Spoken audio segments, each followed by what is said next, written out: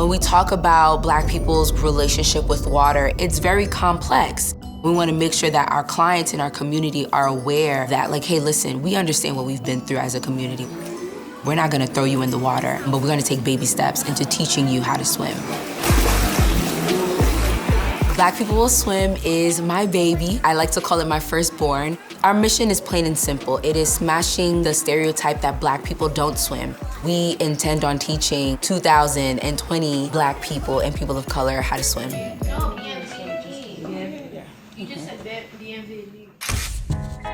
What I love most about growing up in a Black family and just being a Black woman, there's nothing better than that. That's the real tea. We have a lot of culture, a lot of sayings, we have our own vernacular. You can't beat it because it's so rich. I am from Long Island, New York. I am a first-generation Haitian American. Now, it's one thing to be Black, but being Haitian, you have the language that is so rich. Sometimes it can be a little bit vulgar too and straight to the point, but then you have the music and the diversity of it. It's a melting pot of different cultures. It's interesting because you're not too American, but you're not Haitian enough. Is it an identity crisis that first generations kind of go through? It might be, but I love it. I wouldn't trade it for the world. Right now, I live at home with my folks. I'm not ashamed of that because it's New York City. It's expensive. It's my parents, my grandmother, and my two sisters. We're a pretty close-knit family. We're always cracking jokes. My mom is the heartbeat of the family. Mara's the jokester. Charlene was the fashionista, and then you have me, the Beyonce of the group, I'd like to say. Raising children in America with our culture, it was challenging. It's two different, culture, two different people. It was not easy. Going to school, and then when I come home, help them with homework, help them with activities. But on top of that, I had my mom who helped me raise them, which was very good. Oh, yeah. Having our grandmother live with us, it's something that I do not take for granted. My grandmother is our ride or die. No. She is someone who is very young at heart. This summer, she was sneaking out the house, riding her tricycle without anyone knowing. Yeah, so everyone's chocolate. It's great to sometimes just sit with her and talk about how she came to the States, being a seamstress and her working in factories and seeing how much time has changed.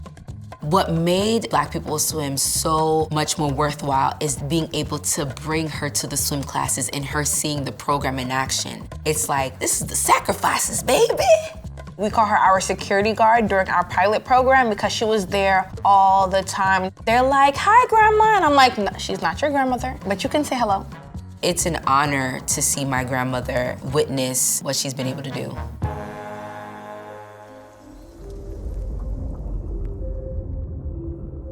I was about 9 or 10 when I started learning how to swim, and it was a free program that was offered in the neighborhood. Swimming during the summer, that's a special activity for them. So after I work 7-hour shift, I took that opportunity to enroll all of them. For me, it was the most important decision that I made. As I started this business, she realized, okay, I see the vision. I didn't see it then because I was just trying to get y'all out the house, but I'm seeing how we're helping and we're saving lives. I came up with the name Black People Will Swim because it's not a matter of whether we can or we can't. Black people can swim, but will we swim? Will we swim despite the obstacles that have been in front of us for decades, despite the barriers that Black people are presented with when it comes down to learning this life skill? The 3 barriers are lack of affordability. Swim classes are extremely expensive. There are not enough pools in Black communities, and lack of representation. Out of the number of Olympians that swam on the United States swim team, there were only 3 Black people. We believe that through representation and through those things, we can encourage more Black people to learning this life skill.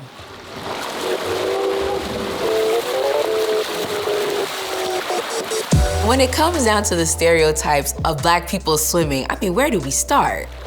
There's the one that's notorious that Black people don't swim because our bones are too dense, which is absolutely false. Here's the thing about it. This does not only exist in swimming. This is across sports, across the board. Taking it a step further and talking about the relationship of Black people and their hair, that's one of the biggest barriers that Black people encounter when it comes down to swimming. There is a huge lack of education there. We're working on creating a curriculum and partnering up with hair care brands and hair educators where they are teaching the masses what products work, what products don't work, what hairstyles work best, and most importantly, swim caps. This past summer, a UK-based swim cap line called Soul Cap submitted their swim caps to be approved to be worn in the Olympics by FINA, and FINA is an international organization for swimming. And FINA rejects swim caps saying that no one's head size is actually that size. And that goes to show the lack of education on their part because it's not about head size, it's about hair care and maintenance. Paulana, you have been awesome to make me feel comfortable to get back in the water because of my childhood fear since 4th grade when I almost drowned, and just for you to be so comforting and encouraging, it's just made it easier, and I believe this time that before I turn 50, that I'm gonna learn how to swim. Really, that's true. That's really true. Seeing Paulana as an instructor, she tries to, I don't want to say be up in their business, but she wants them to have a developed relationship before she tries anything new. So essentially building up that trust. You sure you got this? I weigh a lot. Oh, come on. Some people, when they go to swim lessons, it's literally that lesson and then they're gone. Yes, you're doing it. I'm not. You want to make sure that, especially with people who have fear of swimming, that they're comfortable with you. So she kind of like builds up this friendship, this tight-knit group where it's just kind of like, okay, I got your back. I won't let anything bad happen to you. We're good. And from then on out, they learn how to swim. That was it. When I see a student excelling in their swim journey, it makes me feel like a proud mama. I'm a cheerleader as an instructor, so seeing that person conquer their fears, it is rewarding.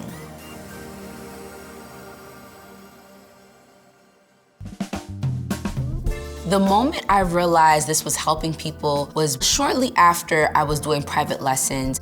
I put this tweet out on Twitter saying, I want to teach 30 people how to swim one summer. And that tweet went viral. People from Atlanta, people from Florida, LA saying like, yo, I want swim lessons, what's up? And I'm just like, hold up, I'm in New York. The moment that the names started rolling in, I'm just like, okay, this is kind of becoming a little too much for me. I got my sister to come in and help me out.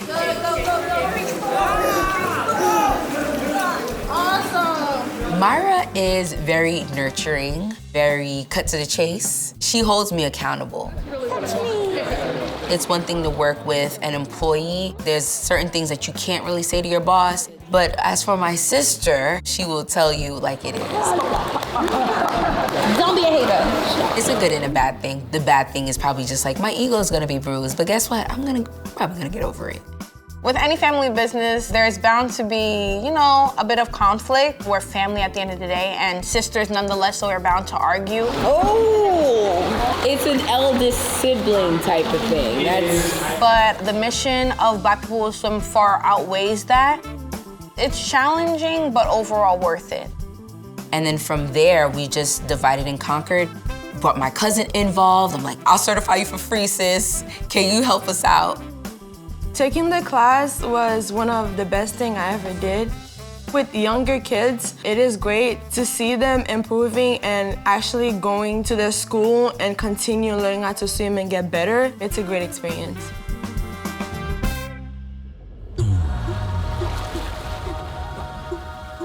The challenges in starting Black People Will Swim were actually pretty tough. Finding a pool is really hard and expensive.